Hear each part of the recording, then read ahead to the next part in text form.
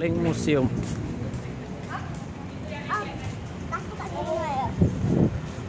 Oh, saya, ayo.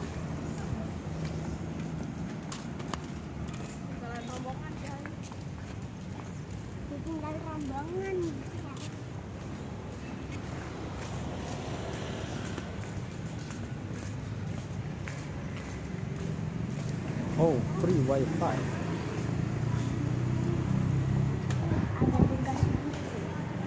Ayo kita masuk. Ini adalah teknik pengamanan informasi yang paling sederhana. Duduk ya. Karena yang paling mudah. Nah, sandi itu nanti kata asli akan dijadikan dengan kata lain, huruf lain. Nah, seperti sandi dasar ini kan ada huruf asli ya, A sampai Z, kemudian nanti akan digantikan oleh huruf yang ada di bawahnya yang bisa digeser ini. Caranya nanti kita membuat kata kunci dulu. Paham? Paham ya? Oke, sekarang coba kita akan menggunakan kata kunci A sama dengan R. R-nya digeser, diletakkan di bawah A. Sudah? Sudah ya? Oke, kemudian kita akan praktek. Karena nggak ada ruang tulis, sekarang pakai kertas saja ya. Nggak bisa.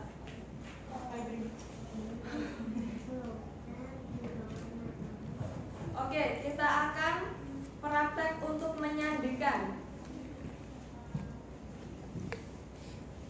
Tadi kuncinya A sama dengan R. Jadi ini nggak usah digeser-geser lagi. Sudah A di bawahnya A ada R. Kita akan menyandikan, akan merahasiakan Jogja. Berarti J menjadi yang di bawahnya. Betul. Selanjutnya O menjadi apa? O menjadi F. Iya betul. G menjadi X. J lagi menjadi H. A dan A menjadi R. Yang sudah disandikan, yang sudah dirahasiakan menjadi ini AFXAR. Tentu ini tidak terbaca, susah terbaca. Dan ini yang dikirimkan. Maka orang lain nggak tahu kalau ini ternyata artinya Jogja. Dengan kunci A sama dengan R. Kemudian kalau ketemu pesan ini, mendapatkan pesan ini, kita akan membuka. Berarti dari bawah ke atas. Dari R menjadi A. Akan ketemu Jogja. Gitu. Jadi untuk pengiriman pesan menggunakan sandi sesar harus sepakat dulu membuat kunci apa. Kemudian untuk membuat sandinya, membuat pengamanan informasinya dari atas ke bawah, dari kata biasa menjadi kata yang disandikan menggunakan huruf yang bawah. Kemudian jika untuk membuka sandi dari bawah ke atas. Paham ya teman-teman? Nah, ini fungsinya untuk merahasiakan informasi, merahasiakan pesan dari orang yang tidak berkepentingan. Gitu. Jadi, ketika kita punya rahasia, tidak semua orang boleh tahu rahasia kita. Gitu. Menjaga informasi dari diri sendiri, dari rumah, dari sekolah, dan di tempat lain. Gitu ya. Oke, ayo kita nonton video sebentar sebelum kita ke museum karena waktunya cuma sebentar. Jadi kakak akan putar video yang sebentar.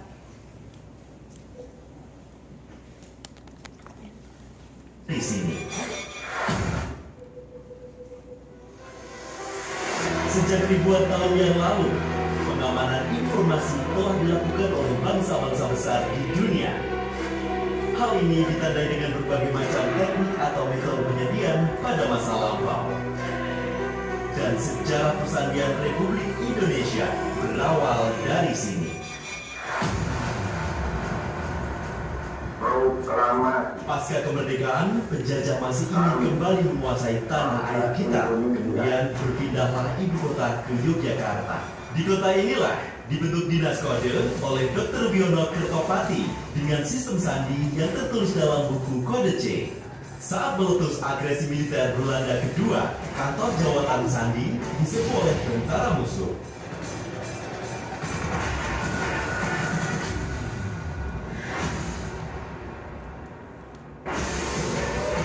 Dr. Wiono dan anak buahnya kemudian menunjuk sebagai daerah gerilya di perbukitan Menoreh, dibentuk satu kamar sandi darurat untuk melayani komunikasi rahasia para pemimpin perjuangan di seantero negeri.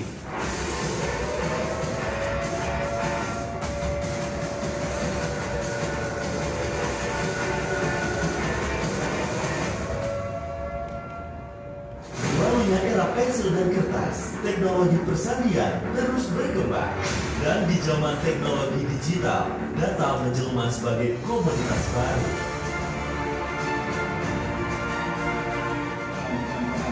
Keamanan, kita juga harus tanggap dan siap menghadapi perang cyber.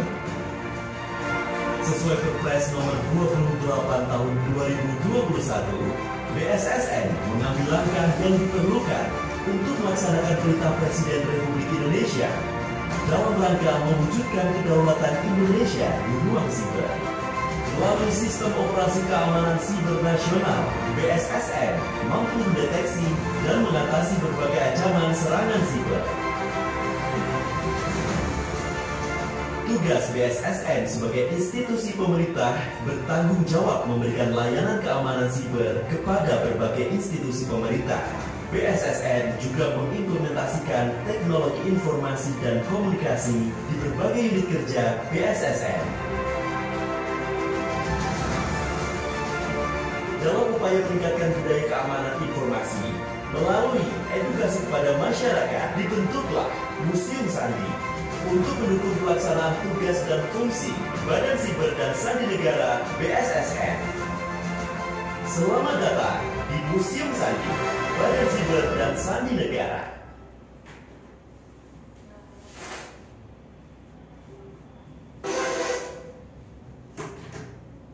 Sudah selesai videonya, selamat datang di Museum Sandi. Mari kita tur museum. Karena ruangan di Museum Sandi kecil, jadi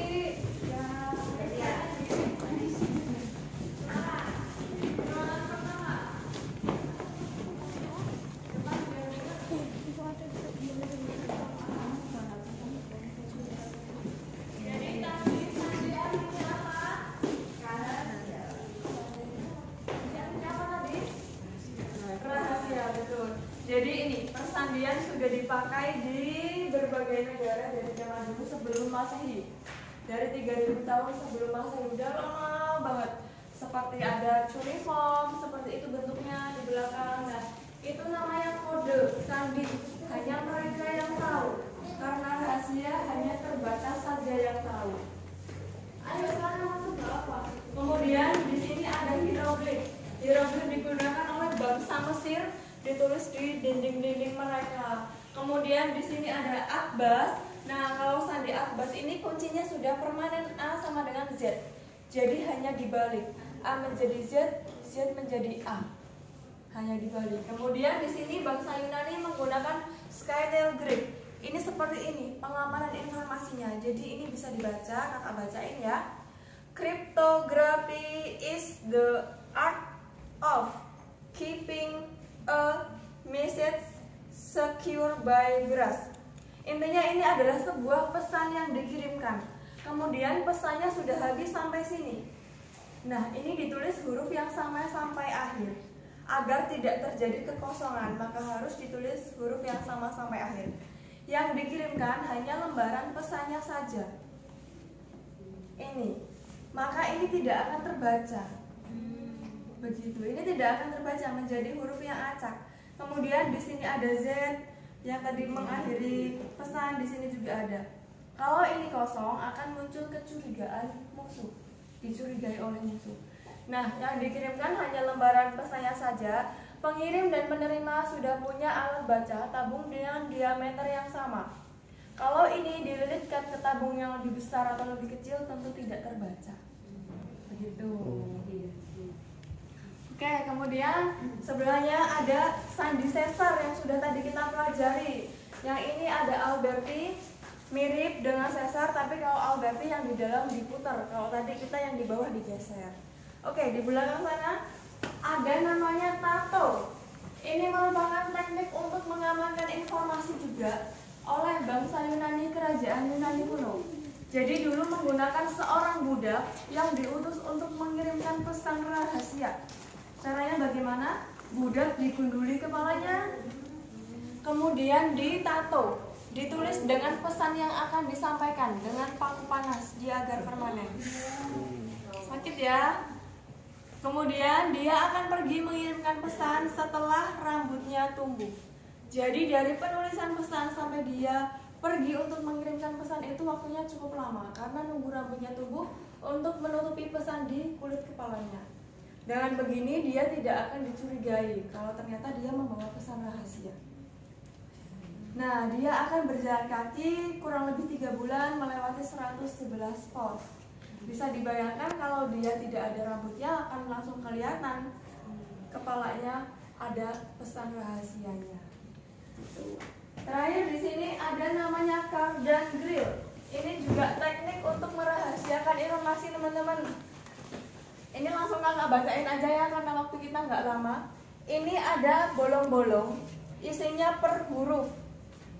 Nah, bacaannya segera hancurkan dokumen rahasia. Bacaannya itu. Nah, yang dikirimkan hanya ininya saja. Maka orang nggak tahu ini pesan apa, apalagi musuh. Nggak tahu ini ternyata kalau ada isinya. Sedangkan di sini teksnya menggunakan bahasa Inggris, pesannya menggunakan bahasa Indonesia. Pengirim dan penerima sudah sepakat menggunakan teks apa untuk membaca ini. Setelah ditempelkan, dia akan muncul kalimat atau pesan yang dikirimkan. Begitu teknik pengiriman informasi zaman dulu. Yuk ke ruangan selanjutnya. Ruangannya lebih kecil. Lanjut ke ruangan lainnya nggak apa-apa.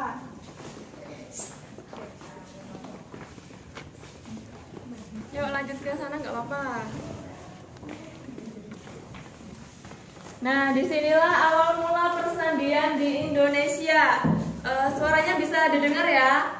Jadi dulu tahun 1946 ada perpindahan ibu kota dari Jakarta ke Jogja. Ini anak-anak Jogja semua nggak? Jogja ya. Jadi musim sandi ini letaknya di Kota Baru. Nah, kawasan Kota Baru menjadi pusat pemerintahan ketika ibu kota negara dari Jakarta pindah ke Yogyakarta tahun 1946. Kemudian Bapak Rubiono Kertopati yang di sebelah kanan diberi mandat oleh Pak Amir Syarifuddin Menteri Pertahanan untuk membentuk Badan Pemberitaan Rahasia Negara yang disebut Dinas Kode untuk menjaga rahasia negara, pengamanan informasi. Nah, Pak Rubiono Kertopati membuat buku namanya buku Kode C. Ada di lemari vitrin. Ya, buku Kode C itu buku sandi yang dibuat oleh Pak Rubiono, berbentuk gabungan angka-angka kemudian artinya. Dibuat sebanyak 10.000 kata selama kurang lebih 2 bulan menggunakan kedua tangannya. Beliau memiliki kemampuan ambidextrus, yaitu bisa menulis dengan kedua tangan. Kalau kita nulis pakai tangan kanan normal ya, kalau pakai tangan kiri kidal. Kalau beliau mempunyai kemampuan untuk menulis dengan kedua tangan namanya ambidextrus. Kemudian Yogyakarta diserang oleh Belanda pada tahun 1948, yaitu yang disebut dengan agresi militer Belanda kedua. Pak Rubiono Kertopati dan petugas sandi lainnya bergerilya menyelamatkan diri ke Kulon Progo. Silakan ke ruangan selanjutnya.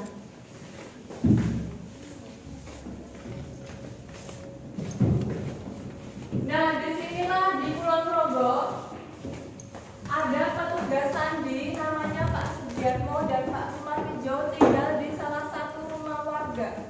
Kemudian dijadikanlah markas darurat persandian karena pada saat itu hanya ditinggali kurang lebih 6 bulan. Nah, di rumah inilah berkirim informasi rahasia. Kemudian anaknya yang punya rumah namanya Pak Ponijan, beliau bertugas sebagai kurir sandi, yaitu orang yang mengantarkan berita rahasia. Rumah ini selain menjadi markas darurat juga menjadi pengecekan kedua orang yang akan bertemu dengan Kolonel TB Simatupang, yaitu wakil staf angkatan perang pada saat itu. Kalau sekarang namanya TNI ya, kalau dulu masih angkatan perang. Jaraknya kurang lebih 3 km dari sini. Ini ada di Kulon Progo, kecamatannya Samigaluh. Jadi Pak Rudiono Kertopati dari Jogja, dari Kota Baru, jalan kaki menyusuri Sungai Code, lalu ke Kulon Progo. Silakan ke ruangan selanjutnya.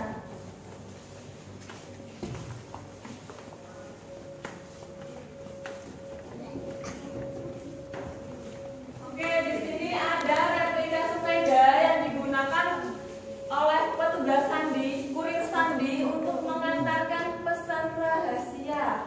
Jadi dulu pengantaran pesan ada yang dengan jalan kaki, ada juga yang dengan sepeda ontel. Karena jaraknya yang jauh, maka disupport dengan sepeda ontel. Kemudian di pojok sini ada meja kursi yang digunakan di markas darurat persandian yang sekarang namanya Rumah Sandi. Teman-teman bisa juga berkunjung di sana di Kulon Progo. Nah, di pojok sana ada radio ini, ada rumah yang digunakan seperti yang digunakan untuk radio. Teman-teman ada dengar suara bunyi? Nah, itu suaranya adalah suara sandi Morse. Kalau tadi kita sandinya dari huruf diganti ke huruf lain, kalau ini suara sandi Morse dikirimkan dari Jogja ke Sumatera Barat hingga akhirnya ke PBB Amerika. Pada saat 1949 itu serangan umum 1 Maret dikirim untuk pengakuan kedaulatan negara Republik Indonesia. Kemudian di sini ada juga buku kode B yang digunakan oleh Bapak Umar Said Nur pada saat pemerintahan darurat Republik Indonesia di Sumatera Barat. Ada yang mau ditanyakan sampai sini? Tidak. Tidak, yuk lanjut.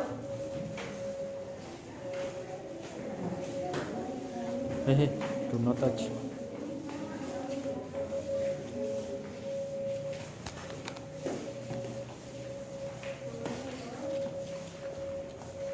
Yuk lanjut sini. Ini di sini ada mesin sandi namanya. Dari pinggir ada mesin sandi SR64. Nah, mulai tahun 64 Indonesia sudah bisa membuat mesin sandi. Nah, teman-teman bisa dilihat-lihat mesinnya, ada yang kayak mesin ketik, ada juga ini yang sudah dalam bentuk telepon via suara, pengamanan informasi berbasis suara. Jadi percakapannya tidak bisa disadap. Mungkin teman-teman bingung mesin sandi buat apa? Pengamanan informasi kayak kita tadi kan masih ditulis dari huruf A ke huruf R. Sama, mesin sandi juga untuk pengamanan informasi seperti itu. Pengubahan kata aslinya. Kemudian di sini ada pendidikan persandian.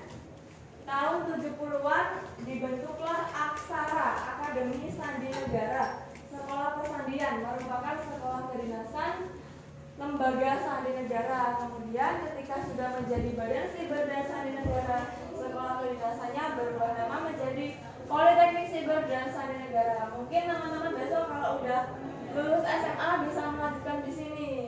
Nanti jadi sandiman. Orang yang ahli sandi itu disebutnya sandiman. Kampusnya ada di Bogor, Jawa Barat. Ada yang mau ditanyakan? Ya, ayo ke atas. Masih ada di lantai 2.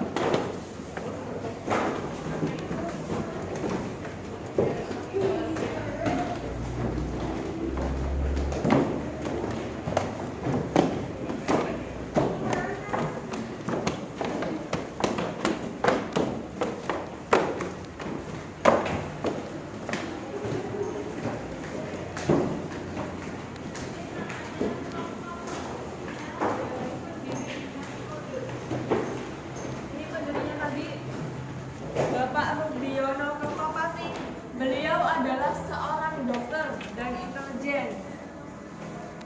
Kemudian ini ada penggantinya Pak Rudiono Kertopati hingga menjadi Badan Siber dan Sandi Negara. Nah, di lemari-lemari itu ada koleksi-koleksi dari tokoh persandian. Silakan teman-teman bisa lihat-lihat.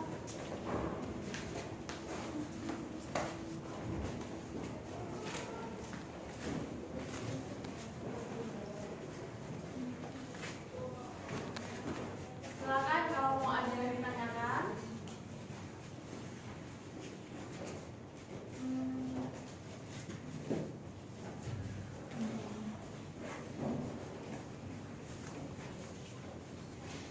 Kalau sudah, silakan ke ruangan selanjutnya. Yang pernah menjabat jadi dosennya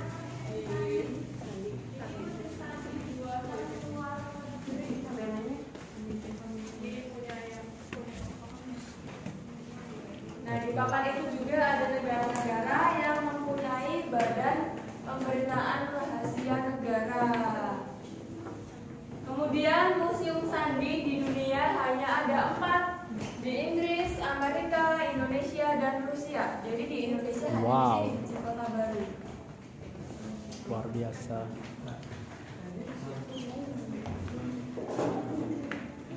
Kemudian untuk yang bisa pakai mesin sandinya juga hanya seorang sandiman, orang yang ahli sandi.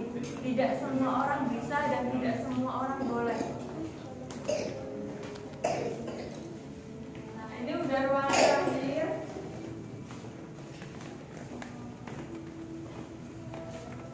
Nah, di sini ruangan terakhir. Kemudian, nah itu di pojokan ada riwayat persandiannya dari awal berdiri, perubahan namanya hingga sekarang. Kemudian di sebelah kanan ini ada etos sandi. Hal-hal yang harus dimiliki, dipunyai oleh seorang sandiman. Kemudian yang di atas itu yang bahasa Inggris adalah moto persandian. Ada yang mau ditanyakan? Nggak ada? Baik, kalau sudah tidak ada yang ditanyakan, ini sudah selesai turnya sampai di sini. Habis ini pulang apa ada kegiatan lain? Pulang. Oke, hati-hati di jalan. Saya akhiri turnya ya. Selamat siang. Ya. Hati-hati di jalan. Semoga selamat sampai tujuan. Terima kasih sudah berkunjung. Ya.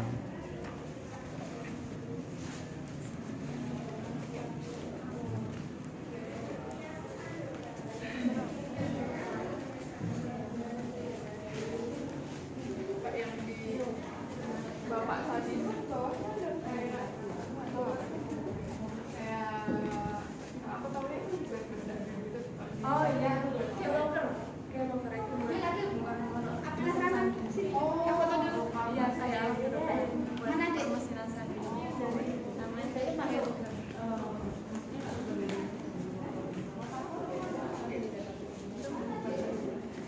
Mirip-mirip bentukannya dia.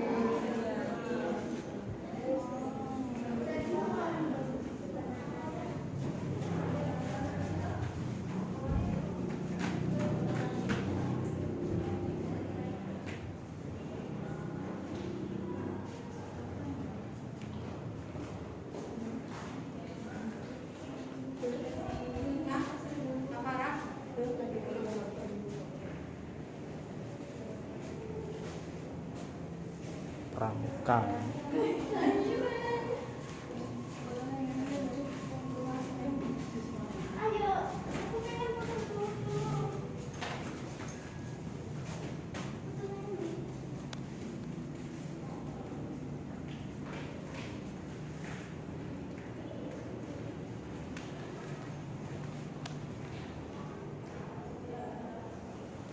Yuk kita turun.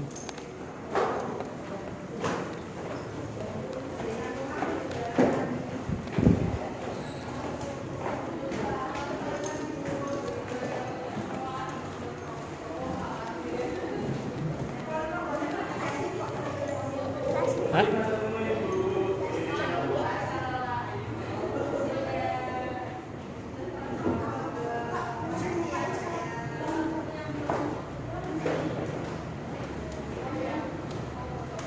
Kok? bisa agak bareng-bareng temen-temen ayo. Yo iya loh. Karena mau dokumentasi. Kita lihat dulu. Yes.